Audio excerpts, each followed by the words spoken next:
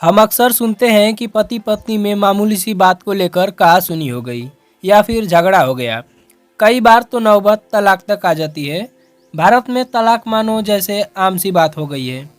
वैसे तो शादी के पवित्र बंधन को तोड़ने वाले ये काम नहीं करना चाहिए, लेकिन अगर पति या पत्नी में किसी बात को लेकर सहमति नहीं बन पा रही है और घर में आए दिन झगड़े होते हैं तो वे इस विकल्प को तलाशते हैं। हेलो एवरीवन, तो आज की इस वीडियो में हम जानेंगे कि भारत में तलाक लेने के क्या नियम कायदे कानून होते हैं। तो चलिए शुरू करते हैं।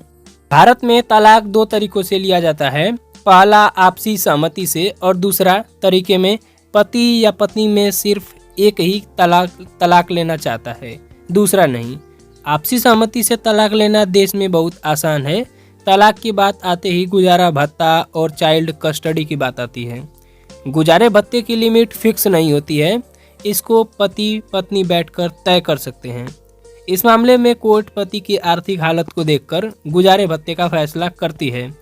अगर कोर्ट को लगता है कि पति की आर्थिक स्थिति अच्छी है तो पत्नी को ज़्यादा भत्ता मिलता है। वहीं चाइल्ड कस्टडी तलाक में एक बहुत बड़ा पेच साबित होता है। तलाक के बाद अगर पति पत्नी की सहमति है तो दोनों ही बच्चे की देखभाल कर सकते हैं।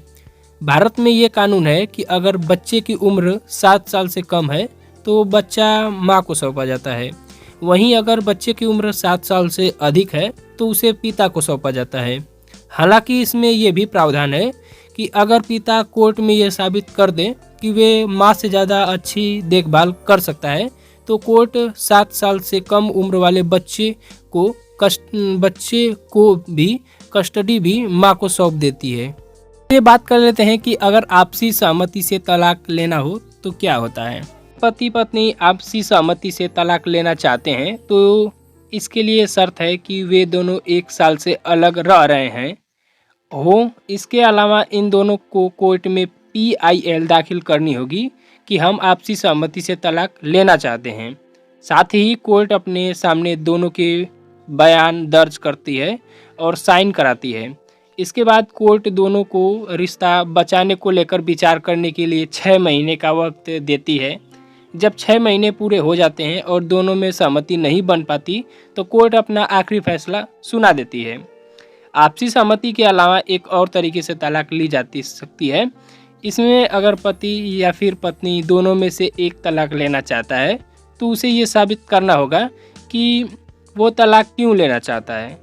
इसके पीछे कई स्थितियां हो सकती हैं, जैसे दोनों में से कोई एक पार्टनर शारीरिक या मानसिक प्रताड़ना हो, धोखा देना, पार्टनर द्वारा छोड़ देना या पार्टनर की दिमागी हालत ठीक ना होना और नपुंसकता जैसी गंभीर मामलों में भी तलाक की अर्जी दाखिल की जा सकती है।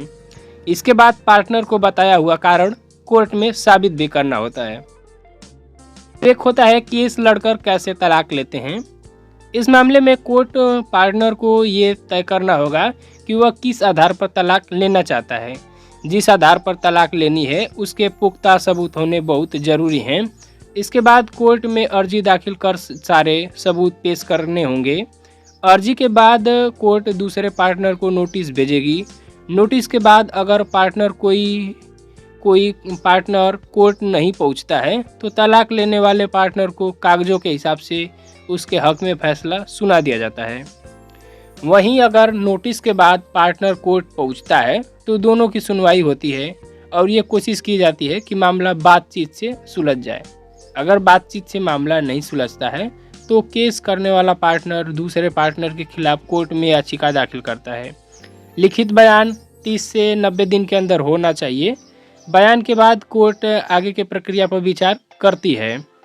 इसके बाद कोर्ट दोनों पक्षों की सुनवाई के साथ साथ उनके द्वारा पेश किए गए सबूतों और दस्तावेजों को दोबारा से देखने के बाद अपना फैसला सुनाती है और ये काफ़ी लंबा प्रोसेस होता है। हम बात कर लेते हैं कि तलाक के लिए आधार का क्या होना ज़रूरी है। हमारे देश में पति पत्नी के रिश्तों में तकरार की बिना पर तलाक के नियम नहीं हैं। तलाक के लिए दोनों को आपसी सहमति से तलाक के लिए आवेदन करना होता है या फिर हिंदू मैरिज एक्ट में जो आधार दिए गए हैं उनमें से किसी एक को साबित करके तलाक के लिए अप्लाई कर सकते हैं। फिलहाल संसद में एक बिल लंबित है। अगर ये संसद में पास हो जाता है तो पति पत्नी को तलाक लेने के लिए किसी आधार की ज़रूरत नहीं पड़ेगी। सो गाइस, तो उम्मीद करता हूँ कि आपको ये वीडियो पसंद आया हो। तो इस वीडियो को लाइक करें, चैनल को सब्सक्राइब करें, और अगर आपके मन में किसी भी प्रकार का कन्फ्यूजन है तो आप नीचे कमेंट्स करके पूछ सकते हैं। तब तक के लिए धन्यवाद।